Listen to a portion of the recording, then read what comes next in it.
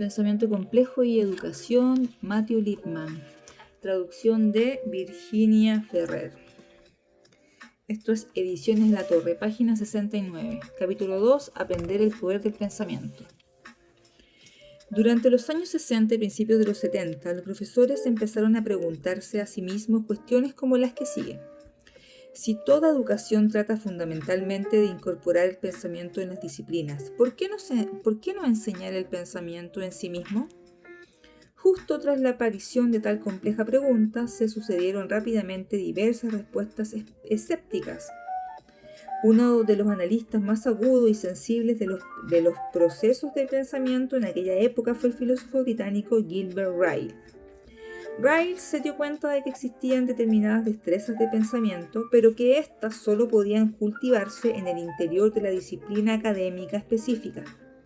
Nunca tomó en serio la posibilidad de que el pensamiento pudiera enseñarse como una materia aparte. El último ensayo de Ryle sobre el pensamiento fue el broche de oro de una larga y meritoria carrera en la que su postura frente a las enseñabilidad del pensamiento fue aceptada por la mayoría de los educadores.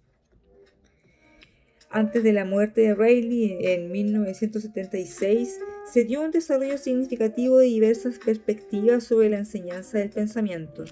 Más tarde es posible que Ryle, tal como se muestra en su último trabajo que refleja una modificación del implacable conductismo que había profesado anteriormente, presentara una posición más comprensiva frente a la enseñabilidad del pensamiento en las escuelas, desde que realizó observaciones de niños que desarrollaban investigaciones conceptuales en las clases. Dicho viraje produjo una influencia inmediata de las ideas de Ryle en la polémica que se desató en los círculos educativos. Los educadores que habían crecido junto a un sistema escolar que, a pesar de su atractivo envoltorio cosmético, estaba centrado en un aprendizaje rutinario, empezaron a creer que sería una buena idea animar a los niños a que reflexionasen en lugar de obligarles a aprender aquello que los profesores habían sido obligados a aprender. Hubo algunos incluso que defendían la necesidad de enseñarles a pensar por sí mismos. Razonar hacia la liberación. Se suele admitir que es necesario mejorar el pensamiento en las escuelas y que hay que desarrollar instrumentos curriculares y pedagógicos que sean capaces de obtener tal fin. Innumerables estudios han abordado la forma en que piensan los estudiantes, cómo enseñan los profesores, el modo en que los hombres de negocio toman decisiones y la manera en que los científicos preparan y desarrollan sus experimentos. Pero poco de dichos estudios han mostrado cómo deberían enseñar y pensar los profesores para mejorar el pensamiento de sus estudiantes. De la misma manera que un lector de Edgar Allan Poe en La carta robada remarcó: el lugar más obvio es aquel que se pasa por alto más fácilmente. Así, la disciplina más implicada en el desarrollo de la racionalidad a través de la mejora del razonamiento y la formación conceptual es aquella que precisamente se consultaría en último lugar. Mejorar el pensamiento en el aula significa primordialmente mejorar el pensamiento en el lenguaje, y ello supone la necesidad de enseñar el razonamiento, tradicionalmente una disciplina de la filosofía. El razonamiento es aquel aspecto del pensamiento que puede ser formulado discursivamente, sujeto a una evaluación mediante criterios. Puede haber entonces razonamientos válidos e inválidos y ser enseñado. Implica, por ejemplo, la creación de inferencias sólidas, el ofrecer razones convincentes, el descubrimiento de supuestos ocultos, el establecimiento de clasificaciones y definiciones defendibles, y la articulación de explicaciones, descripciones y argumentos coherentes. En general, supone una sensibilidad hacia los aspectos lógicos del discurso que no han sido cultivados hasta el presente en nuestro sistema educativo. ¿Hasta qué punto es importante el razonamiento para el logro académico? O, en otras palabras, ¿hasta qué punto viene dañado el rendimiento académico por las deficiencias en el pensamiento? Volvamos atrás a los estadios del desarrollo del pensamiento infantil y en concreto a los de la adquisición del lenguaje. Aquí es donde el niño empieza a razonar, aunque no se le enseñe explícitamente a ello. Lo esencial de la lógica, así como la esencia de la sintaxis, es que forma parte importante del lenguaje cotidiano, de modo que el hecho de adquirir destreza lingüística supone al mismo tiempo aprender la lógica y la sintaxis disuelta en dicho lenguaje. El niño aprende a colocar los sujetos antes que los predicados, a buscar objetos para los verbos transitivos, infiere que la negación del consecuente de un condicional implica la negación de su antecedente, describe, narra, explica e incluso funciona metacognitivamente cuando formula juicios sobre la verdad o la falsedad de alguna oración. Todo esto sucede en casa, en el contexto de la comunicación familiar, mucho antes de que empiece su escolarización. Si las habilidades sintácticas y lógicas han sido adquiridas de forma adecuada antes de su ingreso en el parvulario, éstas nos servirán toda la vida, ya que este cúmulo de habilidades conforman la plataforma o fundamento sobre el cual nos construimos como criaturas racionales. Aquellos niños afortunados que posean una serie de intactas y funcionales habilidades cognitivas al inicio de su escolarización podrán sumergirse en la escuela primaria como nadadores profesionales y realizar profundos intercambios con sus iguales. Acogerán con entusiasmo los retos del saber que ofrecen las diversas disciplinas que se encuentran a su paso en la enseñanza secundaria y postsecundaria, ya que las habilidades que les acompañan en dichos encuentros serán totalmente adecuadas para tal desafío. Pero, ¿qué les sucederá a aquellos menos afortunados? Los niños que traigan a la escuela aquellas deficiencias gramaticales o de pronunciación sobre las que los profesores han sido enseñados a corregir, serán corregidos. Los niños que arrastren deficiencias sobre las cuales los profesores no han sido instruidos para su diagnóstico o corrección, se extenderán como una plaga a través de la enseñanza primaria. Cuando lleguen a la etapa adolescente y se enfrenten a cursos de contenido complejo y necesiten esas habilidades, entonces será ya algo tarde, debido a que en dichas edades la adquisición de habilidades nuevas es más problemática. Si luego llegan a la universidad, entonces descubrirán que carecen de las habilidades más rudimentarias y necesarias para encontrar el sentido de las tareas que les demandan. Es un hecho investigado que los estudiantes de primer curso, cuando se enfrentan a las tareas universitarias, ponen en práctica destrezas de razonamiento no mucho más complejas que aquellas que utilizan los estudiantes de la enseñanza secundaria o postsecundaria. Al llegar a adultos se adaptan a su entorno y pueden razonar de forma bastante aceptable. El equipo básico de razonamiento que poseen los adultos se asemeja a una caja de herramientas. La diferencia que existe entre la caja de herramientas de los adultos y la de los niños es que los adultos pueden enfrentarse mejor a problemas complicados estructurando su actividad mediante un razonamiento secuenciado. Cada paso de razonamiento puede ser bastante rudimentario, pero si se articulan secuenciadamente pueden ser más potentes. De la misma forma en que un carpintero construye, pueden ser más potentes.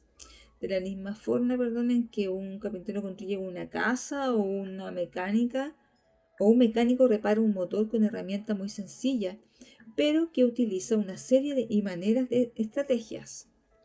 En general, las dificultades que muestran los niños a la hora de enfrentarse con problemas algebraicos o geométricos parece ser proporcional al número de pasos de razonamiento necesario para solucionarlos. A pesar de que un adulto posea mayor experiencia que un niño, sus equipos de razonamiento básicos son muy semejantes. El bagaje de experiencia adquirida por un adulto es el mejor que tiene, evidentemente provisto por lo que él o ella han aprendido, pero no siempre es este el caso.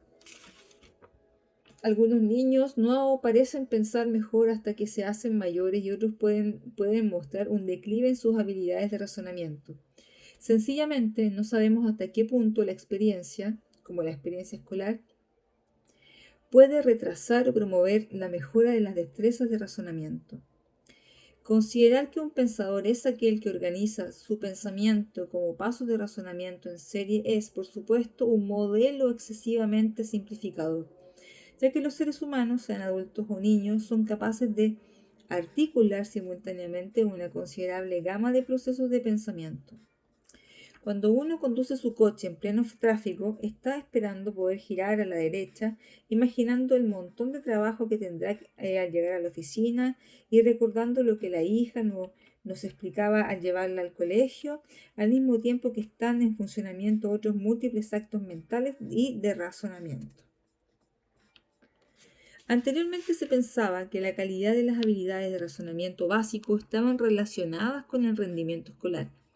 Ello se entendía en el sentido de que la carencia de estas habilidades suponía dificultades académicas y que al contrario su presencia era indicador del logro escolar. Se puede razonar bien y sin embargo no tener éxito académico.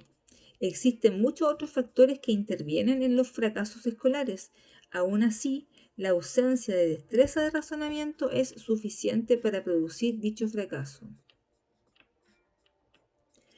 Si el razonamiento de un niño funciona solo a sus 3/4 partes de capacidad total, y esto es lo que parece ocurrir en la mayoría de los estudiantes universitarios de último curso, ¿cómo pedir que su rendimiento académico supere la mediocridad?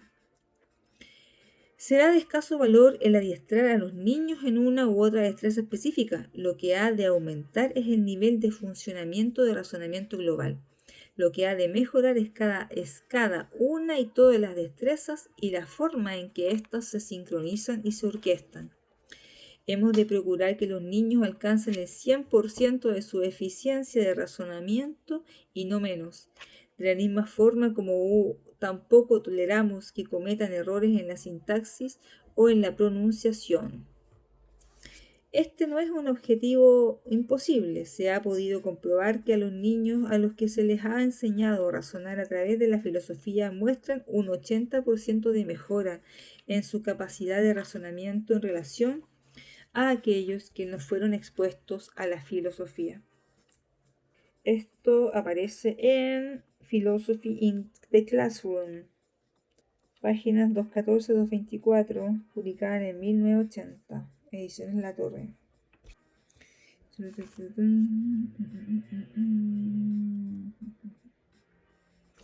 El seguimiento de tal experiencia durante 3 años supondría una mejora suficiente para dotar a los niños de equipo de herramientas intelectuales suficientes para que las puedan utilizar tanto en situaciones escolares como extraescolares. Y además, no se debería pensar que el objetivo de la propuesta que hacemos es puramente curativo. El objetivo más importante es establecer un contexto de razonamiento entre los niños de forma tal que no solo sea curativo, sino además preventivo de la irreflexión. Y por ello, ¿por qué concebirlo solo como una intervención ocasional? ¿Por qué no podemos considerarlo como un componente intrínseco y regular del currículum escolar de la enseñanza primaria y secundaria? Hay buenas razones para adoptar cierta cautela en este punto. La educación implica más que el desarrollo de habilidades. Podemos adquirir una habilidad pero utilizarla incorrectamente. Por ejemplo, podemos aprender a utilizar hábilmente un cuchillo y después de emplearlo de forma antisocial. Cuando un cirujano adquiere la misma habilidad en el contexto de la disciplina médica y desde el momento en que dicha disciplina está comprometida con la salud, aprender dicha habilidad supone siempre utilizarla humanamente. Concluimos con ello que las habilidades de pensamiento no se utilizarán de forma deshumanizada si se aprenden en el contexto disciplinar humanístico. La disciplina más apropiada en este caso sería aquella que está comprometida con la investigación humanística, desde concepciones significativas pero problemáticas. De ahí que la disciplina humanística de la filosofía y no las habilidades de razonamiento aisladas son las que se han de integrar al currículum de primaria y secundaria. La filosofía sería entonces a la enseñanza del pensamiento como lo es la literatura a la enseñanza de la lectura y escritura. El advenimiento del pensamiento en el lenguaje.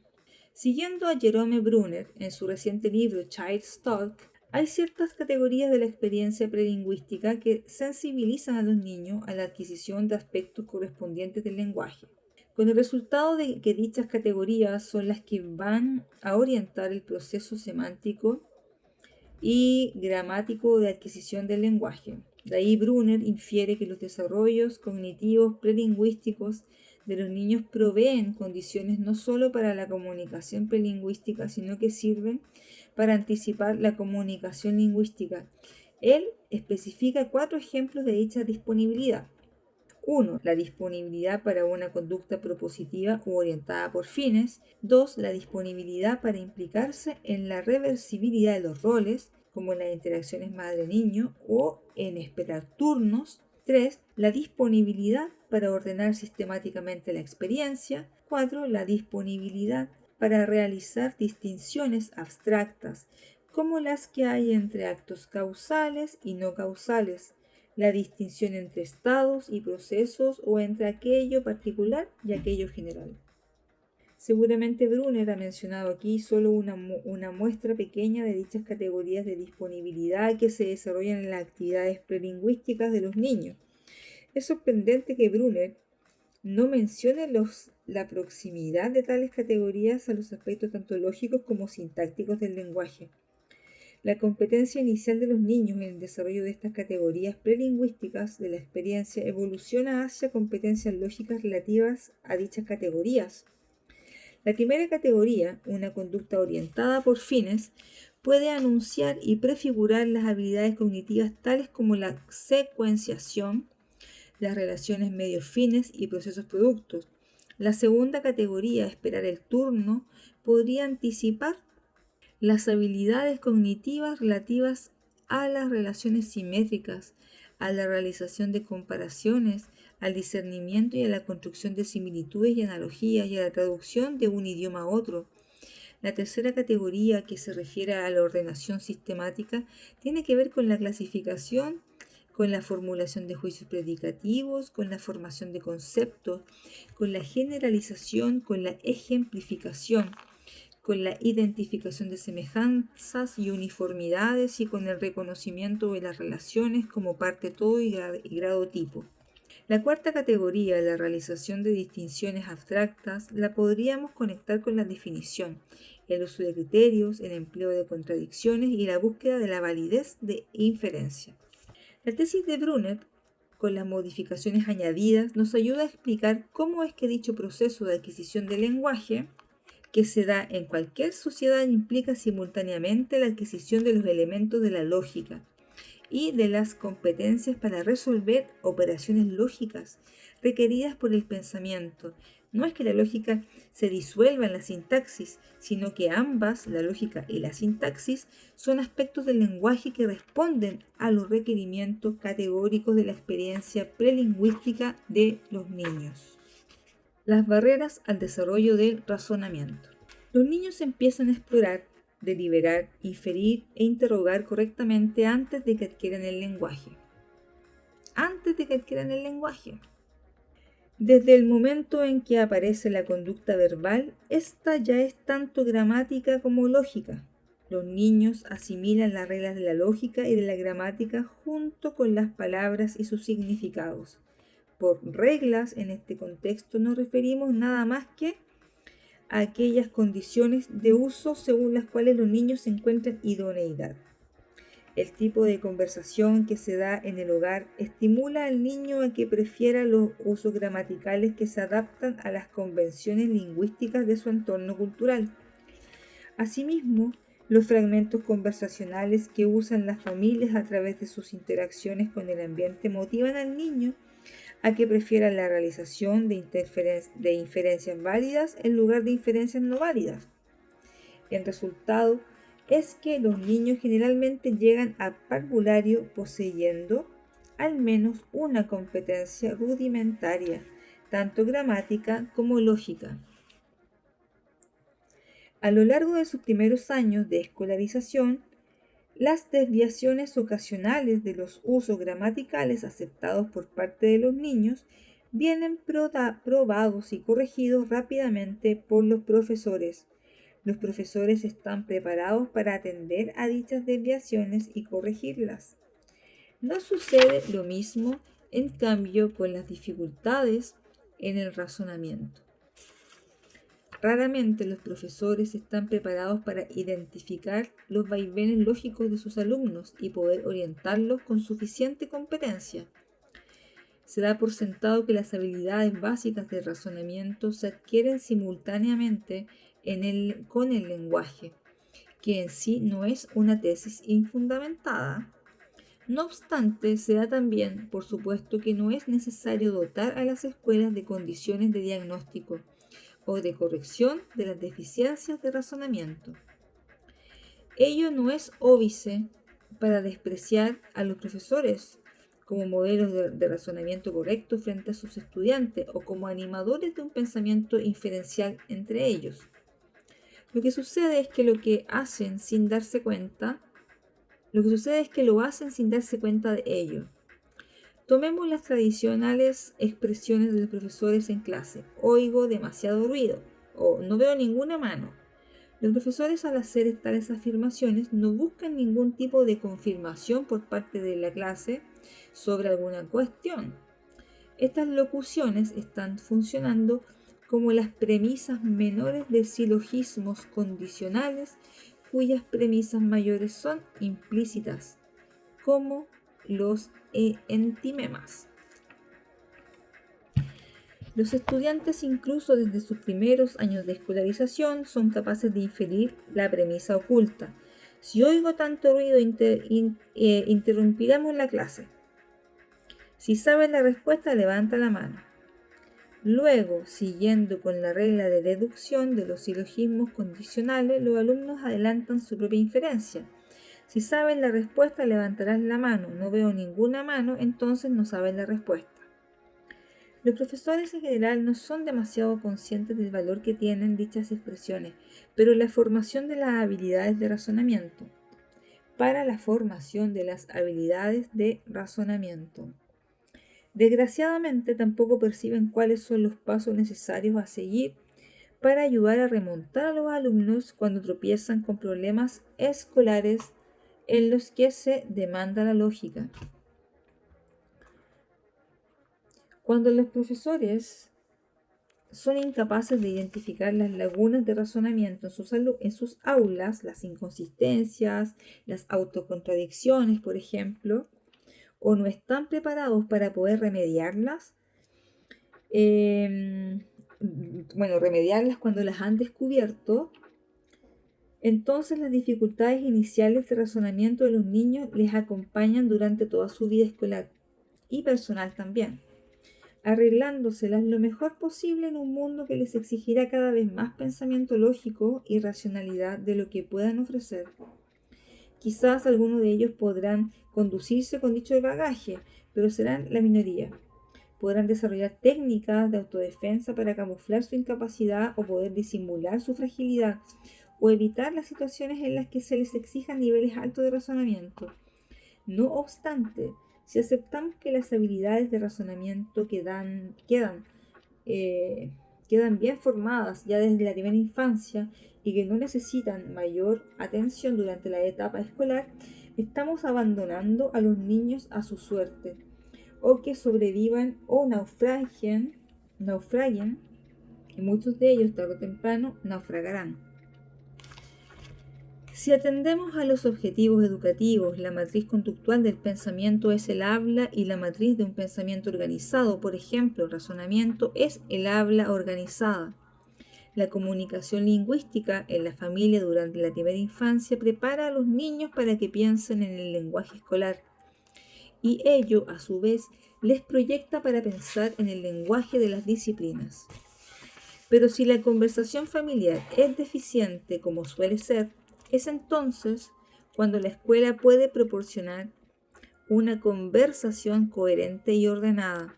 La conversación comunitaria es la clave para que se opere la transición de la vida familiar a la vida reglada de las aulas. Se dan también otro tipo de transformaciones, las traducciones y las sustituciones.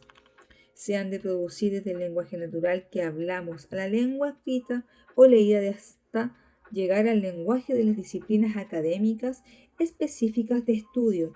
Si se establece dicho puente, podemos estar seguros de que la lógica natural perteneciente al lenguaje cotidiano operará como una especie de estructura profunda en relación a las estructuras superficiales de las disciplinas académicas, que los niños se irán encontrando a su paso. El andamio o armazón de competencias que se procura a través de la formación de las habilidades cognitivas básicas durante la primera infancia se irá desarrollando mediante secuencias de contextualizaciones, descontextualizaciones y recontextualizaciones previamente a que el niño esté totalmente preparado para enfrentarse a situaciones que requieren la puesta en funcionamiento de habilidades cognitivas de orden superior en la variedad de disciplinas académicas. Lo que los niños hallan especialmente dificultoso son las transiciones. Del lenguaje hablado se les pide que lo traduzcan al lenguaje escrito, y de ahí que se trasladen a la lengua materna al lenguaje simbólico de las matemáticas. Dichas dificultades, además, no son unidireccionales. El estudiante que pueda fácilmente inferir la conclusión de un silogismo que está formulado con letras puede tener complicaciones cuando encuentre el mismo silogismo formulado con palabras. Entonces, debemos insistir en la necesidad de potenciar el aprendizaje del lenguaje infantil de la forma más elaborada y sistemática posible para poder proporcionarles los escalones mentales que les permitan transitar con facilidad de un lenguaje a otro. Para aquellos niños cuyas reglas de traducción no han emergido, cada nueva fase educativa puede ser traumática. ¿Por qué el álgebra, por ejemplo, se convierte en un obstáculo para muchos estudiantes? ¿Por qué no hemos dispuesto mejor su transición? Seguramente aquellos niños que han sido enseñados a detectar y manejar la ambigüedad en su lenguaje natural estarán menos dispuestos a confundirse con las ambigüedades de las formulaciones algebraicas. Asimismo, los niños que hayan reflexionado y discutido sobre la naturaleza de las preguntas en su lenguaje natural están preparados para comprender que y es igual a 7 más 9 y que ello es funcionalmente idéntico a preguntar ¿cuál es la suma de 7 más 9? Probablemente, si los educadores de los futuros profesores y los diseñadores curriculares tuviesen en mente la integración de medios suficientes para que se diesen dichas transiciones, los niños tendrían menos dificultades para realizar dichas contextualizaciones sucesivamente. Si desde hace miles de años se reconoce la importancia del razonamiento, ¿cómo es que éste se ha omitido sistemáticamente del currículo escolar de primaria y secundaria? Quizás los filósofos guardianes de la subdisciplina de la lógica podrían haber levantado sus voces estrepitosamente en defensa de una educación filosófica temprana. Las facultades de educación podrían haber potenciado el diálogo o el pensamiento reflexivo como núcleos fundamentales de la preparación de los enseñantes en vez de incidir tanto en el aprendizaje y en la gestión del aula. Los taxonomistas de los objetivos educativos podrían haber admitido que las habilidades de investigación por las que tanto se decantan son imposibles de desarrollar sin la formación de habilidades lingüísticas y de razonamiento, y los psicólogos impacientes por preservar el razonamiento como un indicador sin igual de los procesos cognitivos podrían haberse preguntado sobre si es ético haber proclamado que el razonamiento no se puede enseñar.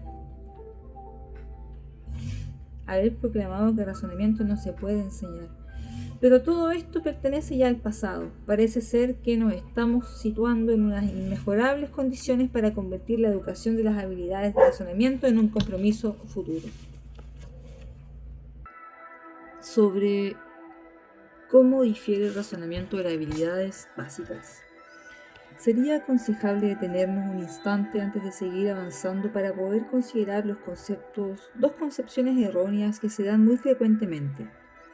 La primera tiene que ver con la relación que se suele establecer entre las habilidades de razonamiento primario y las denominadas habilidades básicas como la lectura, la escritura y el cálculo. Tanto la lectura como la escritura y el cálculo son evidentemente básicas para cualquier progreso educativo posterior, ya que sin ellas tendríamos enormes dificultades para proseguir los estudios secundarios y universitarios.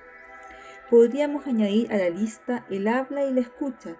Así la lectura, la escritura, el cálculo, el habla y la escucha las podríamos considerar como unas mega habilidades insospechadamente complejas y sofisticadas. Estas son como composiciones orquestales de un gran número de habilidades y de actos mentales muy diversificados que fueron desarrollados previamente. El razonamiento, en cambio, no es una mega habilidad más. A diferencia de las habilidades básicas, este es fundacional. Es fundamental para el desarrollo de aquellas. A pesar de su rasgo fundacional, se abre en una multiformidad. Una de las tareas más arduas de profesores y alumnos es la de articular y ordenar el universo de habilidades cognitivas propias del razonamiento para cada acto particular de lectura, de escritura, de habla, de escucha o cálculo. La segunda concepción errónea es aquella que defiende que a medida que maduramos, nuestras habilidades de razonamiento aumentan en cantidad y mejoran en calidad. Sin duda alguna esto es verdadero, pero parcialmente. A lo largo de nuestras vidas contamos con una gran cantidad de habilidades de razonamiento primario. El repertorio básico de las habilidades de razonamiento de un adulto es muy parecido al de un niño. La cuestión es casi análoga a la que planteamos referente a la adquisición del lenguaje. Es evidente que la capacidad para aumentar el número de palabras de nuestro vocabulario es casi infinita, pero en cambio, estas se forman con un repertorio fijo, prácticamente limitado, el de las 29 letras del alfabeto. De la misma forma, cuando nos sumergimos en los tipos de pensamiento más elaborados como cadenas deductivas largas, construcciones teóricas sofisticadamente abstractas, etc., en el fondo estamos utilizando un número relativamente reducido de actos mentales y de habilidades de razonamiento y de investigación, aunque se proyecten a partir de ahí las operaciones mentales más elegantes y refinadas. Sin las habilidades de presunción, de suposición, de comparación, de inferencia, de comparación, de juicio, de deducción o de inducción, de clasificación, descripción, definición o explicación, quedaría impedida nuestra potencial habilidad de lectura, de escritura y aún peor cuando de lo que se trata es de implicarnos en una discusión en el aula, de preparar experimentos o de componer prosa.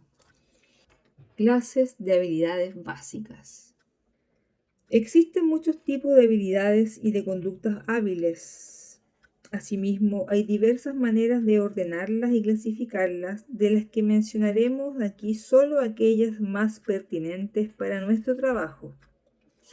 Consideraremos en primer lugar las habilidades cognitivas en sí mismas. Hablamos de habilidades de orden superior, pero ¿cómo se diferencian estas de las habilidades de orden inferior? Una forma sería concebir las habilidades como una serie de potencias, X, X2, X3. También tenemos la comparación de términos. Los zorros son como los perros. O bien analogías. Los cachorros son a los perros como las terneras a las vacas. Comparaciones entre analogías, etc. También podemos establecer inferencias de premisas únicas, inferencias inmediatas, inferencias derivadas de premisas dobles, las inferencias silogísticas, inferencias de argumentos que contienen a su vez inferencias de premisas únicas o dobles o ambas, y así sucesivamente. Así, una forma de distinguir las habilidades de orden inferior de las de orden superior sería mediante jerarquías de este tipo, entendiendo que la jerarquía no se debe a las diferencias que puedan establecerse entre las habilidades, sino en la estructura piramidal que genera. Un segundo aspecto que nos ayuda a diferenciar entre las habilidades de orden inferior y las habilidades de orden superior tiene que ver con los conceptos de secuenciación y de coordinación con otras habilidades. Podemos apreciar esto cuando comparamos personas que manejan fácilmente herramientas mientras que otras no.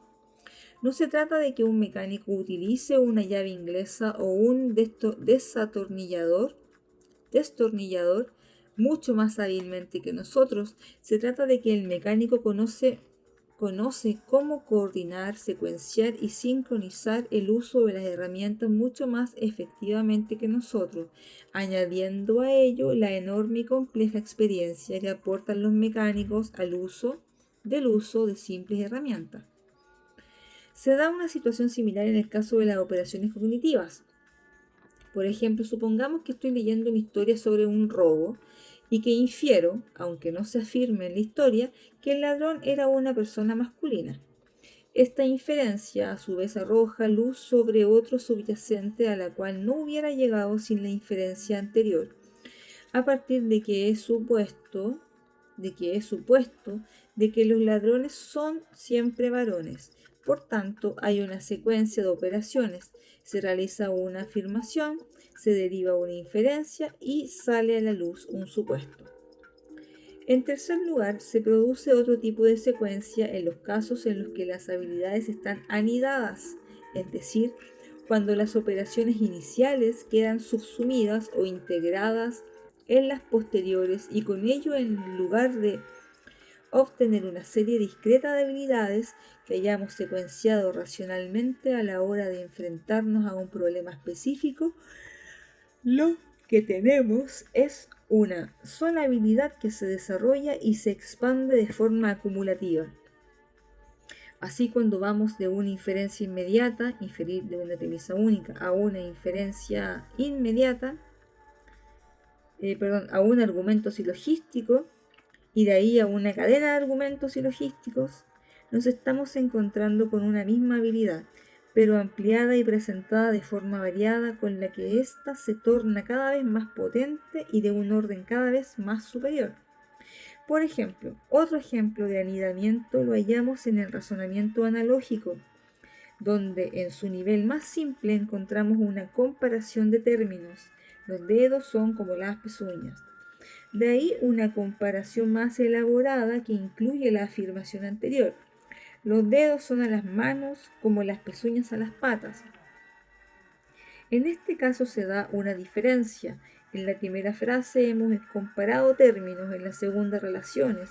Estamos diciendo que la relación entre el primer par de términos es similar a la relación entre el segundo par de términos. En un nivel aún superior podríamos comparar analogías entre sí. Por ejemplo, podríamos decir que un mapa proyectivo representa la esfera terrestre mejor que otro. En caso de anidamiento se da.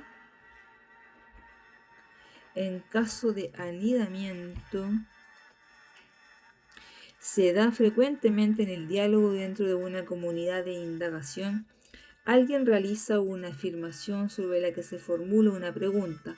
El interrogador entonces puede pasar de la pregunta a la formulación de un contraejemplo particular y de dicho contraejemplo a un contraargumento aún más elaborado.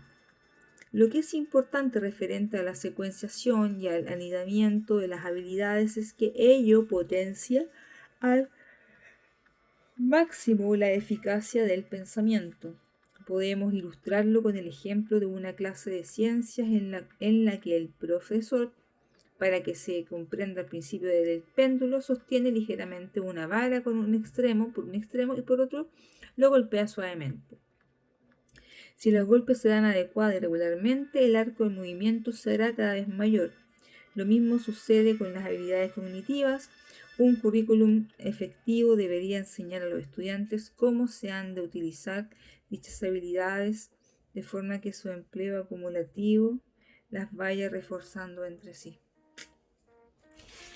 Las habilidades y los significados.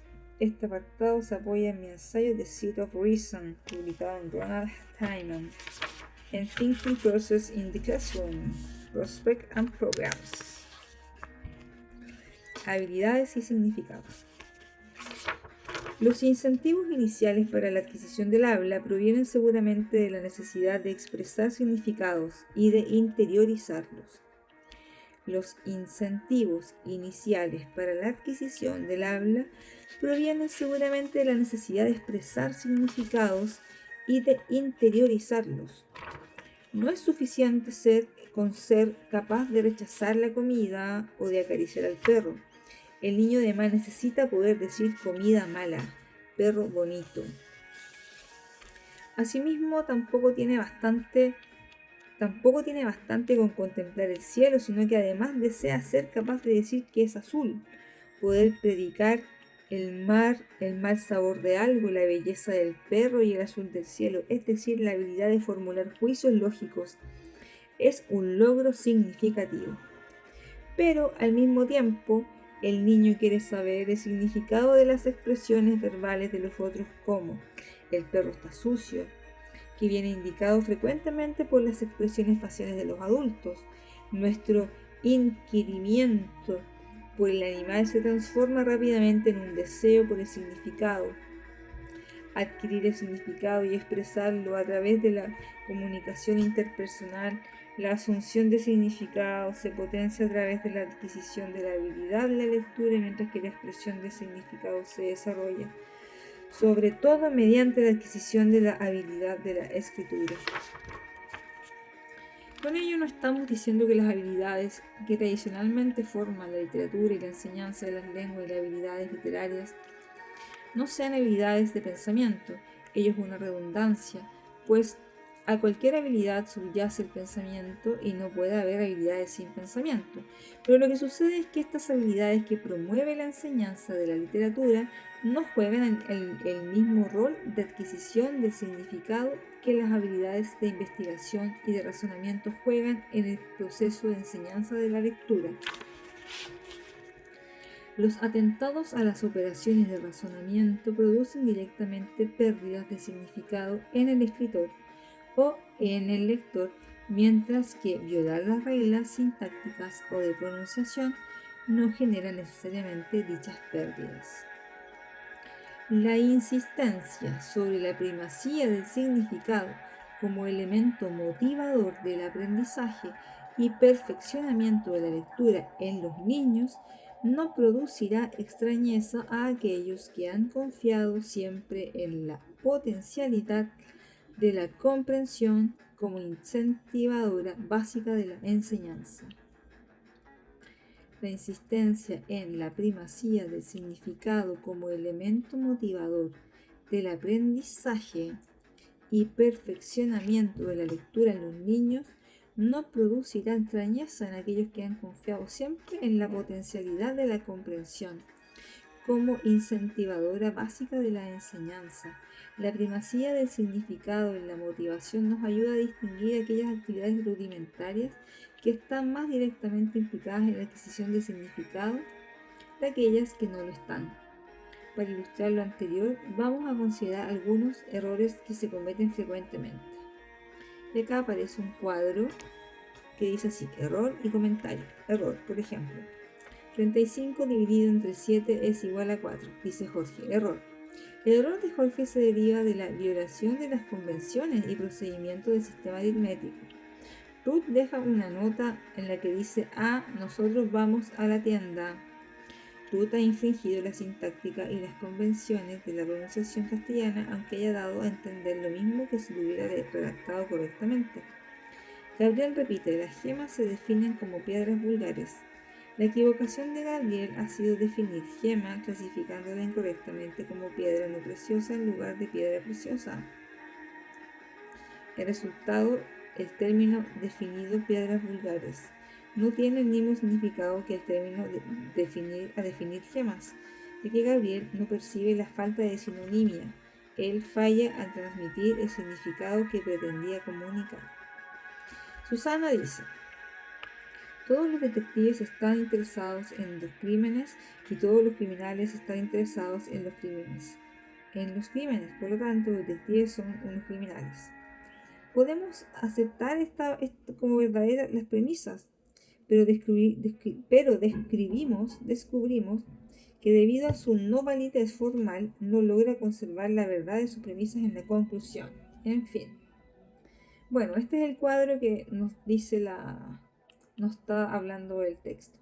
Estos ejemplos nos permiten realizar dos distinciones. La primera es entre los errores de que violan el significado y aquellos que no lo hacen.